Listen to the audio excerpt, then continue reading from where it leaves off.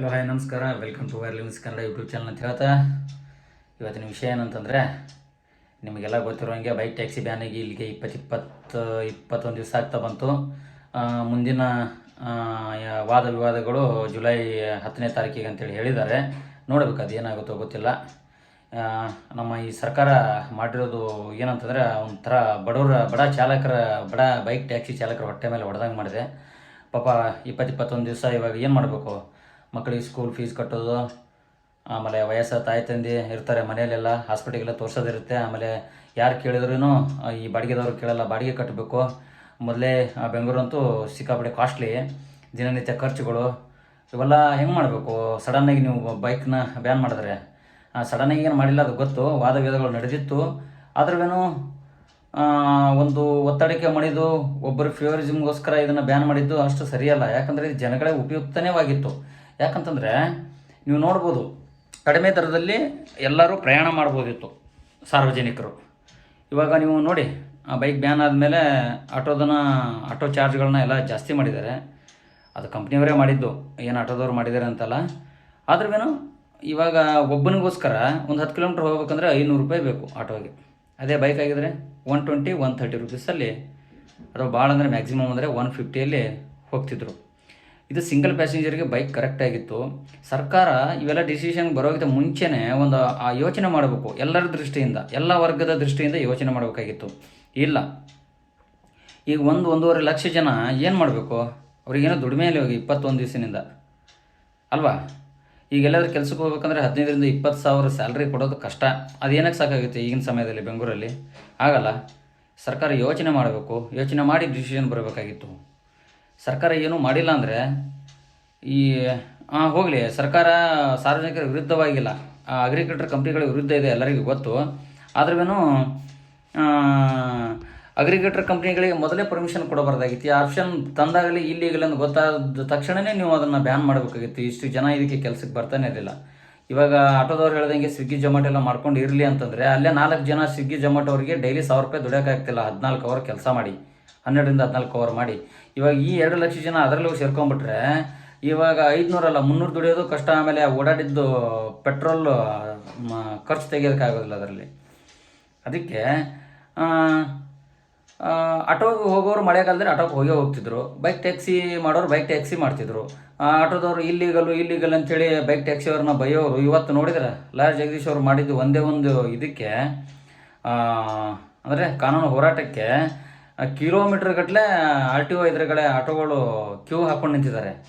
ಇವರೇ ಎಲ್ಲರೂ bike ಟ್ಯಾಕ್ಸಿಗೆ illegal ಅಂತೇಳಿ ಬೈದವರು. ಒಂದು ಫಿಟ್ನೆಸ್ ಸರ್ಟಿಫಿಕೇಟ್ ಇಲ್ಲ, ತುಂಬ ಜನದ ಕಡೆ ಕಾಪಿ ಜೆರಾಕ್ಸು DLಗಳಿದಾವಂತೆ, ಆಮೇಲೆ ಸರಿಯಾದ ಪೇಪರ್ಗಳಿಲ್ಲ, ಪರ್ಮಿಟ್ ಇಲ್ಲ, ಫಿಟ್ನೆಸ್ ನೀವು ಮಾಡಿಸೇ ಇಲ್ಲ ಅಂತಂದರೆ ನೀವು ಟ್ಯಾಕ್ಸ್ ಕಟ್ಟೋದೇ ಇಲ್ಲ. ವರ್ಷ ಆಟೋಗೆ ನಾವು ಟ್ಯಾಕ್ಸ್ ಕಟ್ತೀವಿ, ನಮ್ದು ಎಲ್ಲೋ ಬೋರ್ಡ್ ಎಲ್ಲೋ ಇದೆ, ಕರೆಕ್ಟಾಗಿ ನೀವು ಫಿಟ್ನೆಸ್ ಸರ್ಟಿಫಿಕೇಟ್ಗೆ ಹೋಗಿಲ್ಲ ಅಂತಂದರೆ ನೀವು ಟ್ಯಾಕ್ಸ್ ಕಟ್ಟೇ ಇಲ್ಲ ಅಂತ ಅರ್ಥ. ಇವು ಎಷ್ಟು ಲೀಗಲ್ ಇದ್ರೆ ಅನ್ನೋದು ಇದ್ರ ಮೇಲೆ ನೀವು ಗೊತ್ತಾಗುತ್ತೆ. ಪಾಪ ಎಷ್ಟೋ ಬೈಕ್ ಟ್ಯಾಕ್ಸಿ ಹುಡುಗರನ್ನ ದಾರಿಯಲ್ಲೆಲ್ಲ ಅಡ್ಡಾಕಿ ನಿಲ್ಲಿಸ್ಕೊಂಡು ಹೊಡೆದು ಬೈಕೆಲ್ಲ ಕಿತ್ಕೊಂಡಿದ್ದು ನಾವೇ ನೋಡಿದ್ದೀವಿ. ಹುಡುಗರನ್ನ ತುಂಬ ಕಾಟ ಕೊಟ್ಟಿದ್ರು ಆಟೋದವರು. ಸರ್ಕಾರ ಇದನ್ನೆಲ್ಲ ಯೋಚನೆ ಮಾಡಬೇಕು. ಇವಾಗ ಆಟೋದವರು ಲಾಯರ್ ಜಗದೀಶಿಗೆ ಬೈತಾ ಇದ್ದಾರೆ, ಏನು ಹಕ್ಕಿದೆ ಇವನಿಗೆ ಆಟೋದವ್ರ ಬಗ್ಗೆ ಕೇಳೋಕ್ಕೆ ಅಂಥೇಳಿ. ಇವನಿಗೆ ದಮ್ಮಿದ್ರೆ ಹೋಗಿ ಅಲ್ಲಿ ರ್ಯಾಪಿಡೋ, ಓಲಾ, ಊಬರ್ ಕಂಪ್ನಿ ಬಂದ್ ಮಾಡಿಸ್ಲಿ ಅಂಥೇಳಿ. ಬೈಕ್ ಟ್ಯಾಕ್ಸಿ ಹುಡುಗರು ಸಮೇತ ಆಟೋ ಡ್ರೈವರ್ಸ್ಗಳಿಗೆ ಇದೇ ಹೇಳ್ತಿದ್ರು, ನೀವು ಹೋಗಿ ಅಲ್ಲಿ ಬಂದ್ ಮಾಡಿಸಿ, ಅದರೊಳಗಿಂದ ಆಪ್ಷನ್ ತೆಗೆಸ್ರಿ ಆ್ಯಪ್ ಒಳಗಿಂದ ಅಂಥೇಳಿ. ಒಂದು ಸಾರ್ವಜನಿಕ ವಲಯದಲ್ಲಿ ಆ್ಯಪಲ್ಲಿ ಅದು ಆಪ್ಷನ್ ಇದೆ ಅಂದರೆ ಅದು ಸಾರ್ವಜನಿಕರು ಯಾರೇ ಆಗಲಿ, ಒಬ್ಬ ಪ್ಯಾಸೆಂಜರ್ ಆಗಲಿ ಚಾಲಕನಾಗಲಿ, ಅದರದ್ದು ಒಂದು ಏನಂತಾರೆ, ಅದು ಲಾಭ ಪಡೆಯೋದಿರಲಿ, ಅದನ್ನು ಬಳಸ್ಕೊಂಡು ಒಂದು ಅವ್ರ ಜೀವನನ ಅವ್ರು ಮಾಡ್ತಾಯಿದ್ರು. ಒಂದು ಏನೋ ದುಡಿಮೆ ಆಗ್ತಿತ್ತು ಡೈಲಿ. ಎಲ್ಲರಿಗೂ ಒಂದೇ ಹೊಟ್ಟೆಪಾಡು ಇಲ್ಲಿ. ಇಲ್ಲ, ನಾವು 4 ಲಕ್ಷ ಬಂಡವಾಳ ಹಾಕಿದ್ದೀವಿ, ನಾನು 1% ಜನ 4 ಲಕ್ಷ ಬಂಡವಾಳ ಹಾಕಿ ಆಟೋ ತೊಗೊಂಡಿರೋಂಗಿಲ್ಲ. 80,000 ಅಥವಾ 50,000 ಕೊಟ್ಟು ಆಟೋ ತೊಗೊಂಡು ಅದ್ರ ಮೇಲೆ ದುಡಿದು EMI ಕಟ್ಟೋದು. ಬೈಕು ಅಷ್ಟರಲ್ಲೇ ಬರೋದು, ಅಷ್ಟರಾಗೆ ತೊಗೊಳ್ಬೇಕಾದ್ರೂ ರೋಡ್ ಟ್ಯಾಕ್ಸ್ ಕಟ್ಟಿರ್ತಾರೆ. ಪ್ರತಿ ಟ್ರಿಪ್ಪಿಗೂ ಬೈಕ್ ಟ್ಯಾಕ್ಸಿಗೆ GST ಕಟ್ಟಾಗುತ್ತೆ, 5-6 ರೂಪಾಯಿ ಕಟ್ಟಾಗ್ತಾ ಇರುತ್ತೆ. ಇದು ಗೌರ್ಮೆಂಟ್ ಲಾಭನೇ ಇತ್ತು ಅಲ್ವಾ? ಅದಕ್ಕೇ ಎಲ್ಲ ಆಟೋ ಬೈಕ್ ಟ್ಯಾಕ್ಸಿ ನೋಡಿದ್ರೆ ಎಲ್ಲ ಒಂದೇ, ಲೀಗಲ್ಲು ಇಲ್ಲೀಗಲ್ ಅನ್ನೋ ಅಂದರೆ ಏನು ಒಂದು ಎಲ್ಲೋ ಬೋರ್ಡ್ ಇಲ್ಲ ಅನ್ನೋದು. ಬೈಕ್ ಟ್ಯಾಕ್ಸಿಗೆ ಎಲ್ಲೋ ಬೋರ್ಡೋ ಕಾನ್ಸೆಪ್ಟ್ ಇರಲಿಲ್ವಲ್ಲ, ಒಂದು ಸರ್ವಿಸ್ ಕೊಡ್ತಾಯಿದ್ರು ಅಷ್ಟೇ. ಇದು ಅದಕ್ಕೆ ಎಲ್ಲದರಿಂದ ಗೌರ್ಮೆಂಟಿಗೆ ಇದನ್ನು ಲಾಭನೇ. ಅದಕ್ಕೆ ಆಟೋ ನೋಡಿ, ಆಟೋದವ್ರು 4 ಲಕ್ಷ ಬಂಡವಾಳ ಹಾಕಿದ್ರೆ, ಹೌದು ಬಂಡವಾಳ ಹಾಕಿದ್ರಿ ಓಕೆ. ಈ ಬೈಕ್ ಟ್ಯಾಕ್ಸಿವನಿಗೆ ಅಷ್ಟು ಬಂಡವಾಳ ಇಲ್ಲ, ಅವನು ಅದಕ್ಕಿಂತ ಏನಂತಾರೆ ಅದು ಬಡ ರೇಖೆದೆ ಕೆಳಗಿರುವಂಥ ವ್ಯಕ್ತಿನೇ ಬೈಕ್ ಟ್ಯಾಕ್ಸಿ ಮಾಡ್ತಿರೋದು. ಅವನಿಗೆ ಅಷ್ಟು ಇಲ್ಲ ಆಟೋ ತೊಗೊಳೋಕ್ಕೆ ದುಡ್ಡು, ಅದಕ್ಕೆ ಬೈಕ್ ಮೇಲೆ ಮಾಡ್ತಿದ್ದಾನೆ. ನೀವು ಒಪ್ಕೋಬೇಕು ತಾನೆ, ನಾವು ಆಟೋದವರು ಬಡವರು ಅಂತ ಹೇಳ್ತೀರಿ. ಇವಾಗ ಅವನಿಗೆ ಆಟೋ ತೊಗೊಳ್ಳೋಷ್ಟು ಕಾಸಿಲ್ಲ, ಅವನು ಅದಕ್ಕಿಂತ ಕೆಳಮಟ್ಟದ ಬಡವ, ಅದಕ್ಕೆ ಬೈಕಲ್ಲಿ ಟ್ಯಾಕ್ಸಿ ಮಾಡ್ತಿದ್ದ ಅವನು. ಅದನ್ನು ನೀವು ಸತ್ಯನ ಒಪ್ಕೊಳ್ಬೇಕು. ನಿಮ್ಮದು ನೀವು ಫ್ಯಾಮಿಲಿಗೋಸ್ಕರನೇ ದುಡಿಯೋದು, ಬೈಕ್ ಟ್ಯಾಕ್ಸಿ ಮಾಡ್ತಿರೋ ಫ್ಯಾಮಿಲಿಗೋಸ್ಕರನೇ. ಶೋಕಿಗೆ ಬಂದವರು 1% ಇರ್ಬೋದು ಅಷ್ಟೇ. ಹೇಗೆ ನಿಮ್ಮ ಆಟೋಗಳಲ್ಲೂ ಫುಲ್ಲು ಡೆಕೋರೇಷನ್ ಮಾಡಿ ಅದು ಮಾಡಿ ಇದು ಮಾಡಿ ಡಿ ಜೆ ಹಾಕ್ಕೊಂಡು ಜುಯ್ ಅಂತೇಳಿ ರೋಡಲ್ಲೆಲ್ಲ ಜಿಗ್ಜಾಗ್ ಮಾಡ್ಕೊಂಡು ಓಡಿಸ್ತಾರಲ್ಲ, ಅದೇ ಥರ ಬೈಕಲ್ಲಿನೂ ಒಂದು 1% ಶೋಕಿ ಮಾಡೋರು ಇರ್ಬೋದು. ಇಲ್ಲಾಂದರೆ ಆಲ್ಮೋಸ್ಟ್ ಎಲ್ಲ ಫ್ಯಾಮಿಲಿ ಜವಾಬ್ದಾರಿ ಇರೋರೇ, ಆಮೇಲೆ ಕಾಲೇಜಿಗೆ ಹೋಗೋರು, ನನ್ನ ಖರ್ಚು ನಾನೇ ತೆಗಿಬೇಕಪ್ಪ, ಅಪ್ಪ ಅಮ್ಮನಿಗೆ ಹೊರೆ ಆಗ್ಬೇಡೋದು ಅಂತ ಅನ್ನೋಂಥವ್ರೆ ಬೈಕ್ ಟ್ಯಾಕ್ಸಿ ಮಾಡೋಕ್ಕೆ ಬಂದಿದ್ದು. ಅದರಲ್ಲಿ ಸೇಫ್ಟಿ ಇಲ್ಲ. ಯಾಕಿಲ್ಲ ಸೇಫ್ಟಿ? ಪ್ರಪಂಚದಾದ್ಯಂತ ಕೋಟಿಗಟ್ಟಲೆ ಬೈಕ್ಗಳು ಓಡ್ತಿದೆ, ದಿನಾಲು ಸತ್ತೇ ಬಿಡ್ತಾರೆ ಅವರು ಆಕ್ಸಿಡೆಂಟಾಗಿ.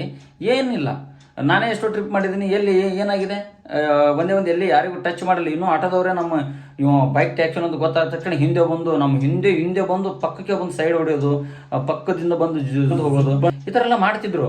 ಬಟ್ ಏನು ಮಾಡೋಕ್ಕಾಗಲ್ಲ, ಈಗ ನಮ್ಮ ಕೆಲಸನೂ ಅಂತ ಕೆಲಸ ಹಿಂದ್ಗಡೆ ನಮಗೆ ಪ್ಯಾಸೆಂಜರ್ ಬೇರೆ ಇರ್ತಾರೆ, ನಾವು ಏನು ಹೇಳೋಕ್ಕೋಗಲ್ಲ, ಏನು ಮಾಡೋಕ್ಕೋಗಲ್ಲ, ನಮ್ಮ ಪಾಡಿಗೆ ನಾವು ಕೆಲಸ ಮಾಡ್ತಾ ಇರ್ತಿದ್ವಿ.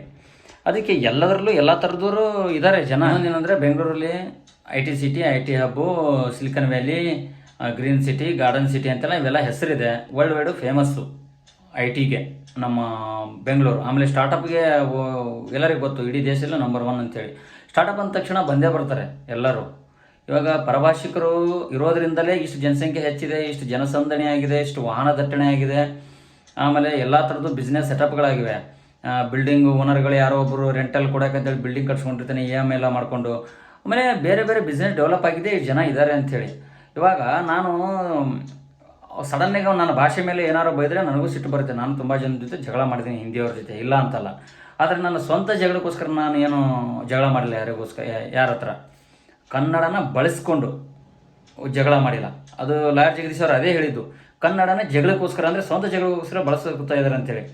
ಒಬ್ಬರು ಮಾಡೋದ್ರಿಂದ ಎಲ್ಲ ಕಡೆ ಒಂಥರ ಕನ್ನಡಿಗರು ಲ್ಯಾಂಗ್ವೇಜಲ್ಲಿ ಇವರು ಒಂಥರ ರೈಸಿಸಮ್ ಮಾಡ್ತಿದ್ದಾರೆ ಅನ್ನೋ ಒಂದು ನೆಗೆಟಿವ್ ನ್ಯೂಸ್ನ ಸ್ಪ್ರೆಡ್ ಆಗ್ತಿದೆ ಎಲ್ಲ ಕಡೆ. ಬೆಂಗಳೂರು ಬಿಟ್ಟು ನೀವು ಹೋಗಿಬಿಡ್ರಿ, ಇಲ್ಲೆಲ್ಲ ನಾವು ಮೊದಲಿನಂಗೆ ಇರ್ತೀವಿ, ಬೆಂಗಳೂರು ನಮಗೆ ಮೊದಲಿನ ಥರ ಬೇಕು, ಎಲ್ಲ ಹಿಂದಿ ವಾಲಗಳು, ಹಂದಿಗಳು, ನಾಯಿಗಳು, ನೀವು ಹೋಗಿಬಿಡ್ರಿ ಅಂತೇಳಿ ಬೈದರೆ ನೋಡಿ. ಅದೇ ದೀಪಾವಳಿ, ನ್ಯೂ ಇಯರ್ಗೆ ಒಂದು 8 ದಿವಸ ರಜೆ ಮಾಡಿದ್ರೆ ಎಲ್ಲರೂ ರೀಲ್ಗಳು ನೋಡಬೇಕು. ಎಲ್ಲರದು, ಆಟೋದೈತು, ಕ್ಯಾಬ್ನವ್ರದ್ದಾಯಿತು, ಬೈಕ್ ಟ್ಯಾಕ್ಸಿ, ಯಾರೇ ಆಗಲಿ, ಹೋಟ್ಲವ್ರಾಯಿತು, ಯಾರೂ ಇಲ್ಲ, ಬಿಸ್ನೆಸ್ ಇಲ್ಲ ಗುರು, ಎಲ್ಲರೂ ಎಲ್ಲಿ ಹೋಗ್ಬಿಟ್ಟಾರೆ, ರೋಡೆಲ್ಲ ಖಾಲಿ, ಏನು ಮಾಡೋದು ಗುರು ಅಂತೇಳಿ ಎಲ್ಲ ರೀಲ್ ಹಾಕ್ತಾರೆ. ಆಯಿತಾ? ಒಂದು ಮಹಾನಗರ ಅಥವಾ ಒಂದು ಗ್ರೇಟರ್ ಸಿಟಿ ಅಂದ ತಕ್ಷಣ ಅಲ್ಲಿ ಎಲ್ಲ ಲ್ಯಾಂಗ್ವೇಜ್ದವರು, ಎಲ್ಲ ದೇಶದವರು ಬಂದು ಸೇರ್ಕೋತಾರೆ. ಅದೇನಂತಂದರೆ ನಾವು ನಮ್ಮ ಭಾಷೆ, ಹೌದು ನಮ್ಮ ಭಾಷೆಗೋಸ್ಕರ ನಾವು ಹೋರಾಡಬೇಕು, ನಾವು ಜಗಳ ಮಾಡಿದ್ದೀವಿ ಇಲ್ಲ ಅಂತಲ್ಲ. ಆದರೆ ಸ್ವಂತ ಜಗಳಕ್ಕೋಸ್ಕರ ಪ್ರತಿಯೊಂದು ವಿಷಯಕ್ಕೂ ಕನ್ನಡನ ತಂದು ಸೇರಿಸಿ ಜಗಳ ಮಾಡೋದು ಅಷ್ಟೊಂದು ಸಮಂಜಸ ಅಲ್ಲ. ಆಮೇಲೆ ನಾಳೆ ದಿನಗಳಲ್ಲಿ ಗೋವಾದಲ್ಲಿ ಆಗಿದೆ ನೋಡಿ, ಅವ್ರದ್ದು ಎಲ್ಲ ಸೇಮ್ ಬೆಂಗಳೂರು ಥರನೇ ಎಲ್ಲ ರಗಳೆ, ತುಂಬ ರಫ್ ಆಗಿ ಮಾತಾಡೋದು, ಟೂರಿಸ್ಟ್ಗಳ ಹತ್ರ ಇದೆಲ್ಲ ಮಾಡ್ತಾ ಹೋಗಿ. ಇವಾಗ ನೋಡಿ ಯಾರು ಇಲ್ಲವೇ ಇಲ್ಲ ಅಲ್ಲಿ, ಜನನೇ ಇಲ್ಲ. ಗೋವಾ ಖಾಲಿ ಹೊಡಿತಾ ಇರ್ತದೆ, ಖಾಲಿ ಅಷ್ಟೇ. ಆ ಥರ ಈಗ ಟೂರಿಸ್ಟ್ ಬಂದರೆ ಗೋವಾಕ್ಕೆ ಬಿಸ್ನೆಸ್ಸು. ಈಗ ಬೆಂಗಳೂರಿಗೆ IT ಹಬ್ ಇದೆ ಅಂದರೆ IT ಎಂಪ್ಲಾಯಿಗಳಾಗಿರ್ಬೋದು, ಅದರ ಸುತ್ತಮುತ್ತ ಸಂಬಂಧಪಟ್ಟ ಕೆಲಸಗಾರಾಗಿರ್ಬೋದು, ಎಲ್ಲರೂ ಬರ್ತಿರ್ತಾರೆ. ನಮ್ಮ ಬೆಂಗಳೂರು ಹಾಳು ಮಾಡ್ತಿದ್ದಾರೆ ಅಂದರೆ ಇದು ನಮ್ಮ ಸರ್ಕಾರದ ಕೆಲಸ. ಬೆಂಗಳೂರು ಹಾಳಾಗ್ತಿದೆ ಅಂದರೆ ಹೊರಗಿನವ್ರನ್ನ ಬಿಟ್ಕೋಬಾರ್ದು. ಇಲ್ಲಿಗೆ ಸರ್ಕಾರ ಬಿಟ್ಕೋತಿದೆ. ಒಂದು IT ಹಬ್ ಅನ್ನೋದು ವರ್ಲ್ಡ್ ವೈಡ್ ಬೆಂಗಳೂರಿಗೆ ಹೆಸರಿದೆ, ಅದು ಒಂಥರ ಬಿರಿದಿದ್ದಂಗೆ.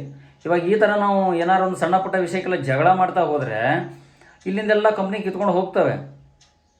ಹೋದ್ಮೇಲೆ ಆಮೇಲೆ ಏನು ಮಾಡೋದು? ಆಮೇಲೆ ಬೆಂಗಳೂರು ಖಾಲಿ ಆದಮೇಲೆ ಏನು ಓಡಾಟ ಮಾಡ್ತಾರೆ? ಈಗ ಬಿಸ್ನೆಸ್ ಸೆಟ್ ಆಗೋದು ಇಷ್ಟು ಜನಕ್ಕೆ ಅಂತ ಹೇಳ್ಬಿಟ್ಟು. ಈಗ ಲಕ್ಷಗಟ್ಟಲೆ ಆಟೋಗಳಿದ್ದಾವೆ ಬೆಂಗಳೂರಲ್ಲಿ ಅಂತಂದರೆ ಬರೀ ಬೆಂಗಳೂರಿಗೆ ಓಡಾಡೋಕ್ಕೆ ಮಾತ್ರ ಇಲ್ಲ, ಎಲ್ಲರನ್ನೂ ಸೇರಿನೇ ಬಿಸ್ನೆಸ್ ಸೆಟಪ್ ಆಗಿರುತ್ತೆ. ಅದು ಟರ್ನ್ ಓವರ್ ಆಗ್ತಾ ಇರುತ್ತೆ ಎಲ್ಲ ಕಡೆಯಿಂದ ಎಲ್ಲ ಥರ. ಅದಕ್ಕೆ ಯೋಚನೆ ಮಾಡಬೇಕು ಜನ, ಎಷ್ಟಾಗುತ್ತೋ ಅಷ್ಟು ನಾವು ನಮ್ಮತನ ನಾವು ಬಿಟ್ಕೊಡ್ಬಾರ್ದು, ಅದು ಒಪ್ಕೊಳ್ತೀನಿ. ಆದರೆ ನಾವು ದಿನಾಲೂ ಸಿಟಿಯಲ್ಲಿರೋರು ಅಂದರೆ ಮಧ್ಯದಲ್ಲಿ ಓಡೋರು ನಾವೇ ಕಾಣೋದು. ಒಬ್ಬ ಯಾವನೇ ಹೊರಗಿಂದ ವ್ಯಕ್ತಿ ಏರ್ಪೋರ್ಟಿಂದ ಬರಲಿ, ಟ್ರೈನಿಂದ ಬರಲಿ, ಬಸ್ಸಿಂದ ಬರಲಿ, ಒಂದು ಕ್ಯಾಬು, ಆಟೋ, ಬೈಕ್ ಟ್ಯಾಕ್ಸಿ ಅಂತಲೇ ಅವನು ಫಸ್ಟಿಗೆ ಇಂಟ್ರ್ಯಾಕ್ಟ್ ಆಗೋದೇ ನಮ್ಮ ಕಡೆ. ಬೈಕ್ ಟ್ಯಾಕ್ಸಿ ಇರಲಿ, ಆಟೋ ಆಗಲಿ, ಕ್ಯಾಬ್ ಆಗಲಿ. ನಮ್ಮ ಬಿಹೇವಿಯರ್ ಹೆಂಗಿದೆ ಅನ್ನೋದ್ರ ಮೇಲೇ ನಮ್ಮ ಸಿಟಿದು ಒಂದು ಇದು ಗೊತ್ತಾಗುತ್ತೆ ವಾತಾವರಣ. ಅಪ್ಪ ಇವಾಗಲೇ ಹಿಂಗೆ ಇನ್ನು ಮುಂದೆ ಹೆಂಗೆ ಅನ್ನೋ ಭಾವನೆ ಬಂದುಬಿಡುತ್ತೆ ಜನಗಳಿಗೆ. ಅದಕ್ಕೆ ಸುಮ್ಮನೆ ಕಮೆಂಟಲ್ಲಿ ಕೂತ್ಕೊಂಡು ನಮ್ಮ ಬೆಂಗಳೂರು ನಮ್ಮ ಮೊದಲಿನಂತೆ ಬೇಕು ಹಂಗೆ ಹಿಂಗೆ ಅಂತ ಅಂದರೆ ನೀವು ಮಾಡೋಕ್ಕೂ ಆಗಲ್ಲ, ಅದು ಇರೋಕ್ಕೂ ಆಗಲ್ಲ. ಅದು ಹೆಂಗೆ ಬೆಳಿಬೇಕು ಹಾಗೆ ಬೆಳೆಯೋದು. ಆಮೇಲೆ ನಮ್ಮ ಸರ್ಕಾರ ಏನಿದೆಯಲ್ಲ, ನಾವೆಲ್ಲ ಕನ್ನಡ ಹೋರಾಟ ಮಾಡ್ತೀವಿ ಅಂಥೇಳಿ ಎಲ್ಲರನ್ನ ಹೊರಗೂ ಹಾಕೋದಿಲ್ಲ. ಸರ್ಕಾರಕ್ಕೂ ಬೇಕು, ಇಲ್ಲಿ ಮಲ್ಟಿನ್ಯಾಷನಲ್ ಕಂಪ್ನಿಗಳಾಗಿರ್ಬೋದು, ಯಾವುದೇ ಥರದ ಹೊರಗಿನ ಕಂಪ್ನಿಗಳು ಬಂದಾಗಲೇ ಸರ್ಕಾರಕ್ಕೂ ಒಂದು ಬಿಸ್ನೆಸ್ಸು, ಒಂದು ಲಾಭ. ಇಲ್ಲಿ ಇದ್ದವ್ರಿಗೆ ಕೆಲಸ ಕೊಡೋಕ್ಕಾಗೋದು, ಬಂದವರಿಗೆ ಕೆಲಸ ಕೊಡೋಕ್ಕಾಗೋದು. Thank you. ಮತ್ತೆ ಸಿಗೋಣ ಇದೇ ಥರ ವಿಡಿಯೋದಲ್ಲಿ ಸಿಗ್ತೀನಿ ಬೇರೆ ವಿಷಯನ. ಆಮೇಲೆ ಬೈಕ್ ಟ್ಯಾಕ್ಸಿ ಬಗ್ಗೆ ಏನಾದ್ರು ಅಪ್ಡೇಟ್ ಬಂದರೆ ಅಪ್ಡೇಟ್ ತಿಳಿಸ್ತೀನಿ. ದಯವಿಟ್ಟು ನಮ್ಮ ಚಾನಲ್ಗೆ ಸಬ್ಸ್ಕ್ರೈಬ್ ಮಾಡಿ, ಆದರೆ ಲೈಕ್ ಮಾಡಿ. ಓಕೆ, ಜೈ ಹಿಂದ್, ಜೈ ಕರ್ನಾಟಕ, ಜೈ ಕನ್ನಡಾಂಬೆ.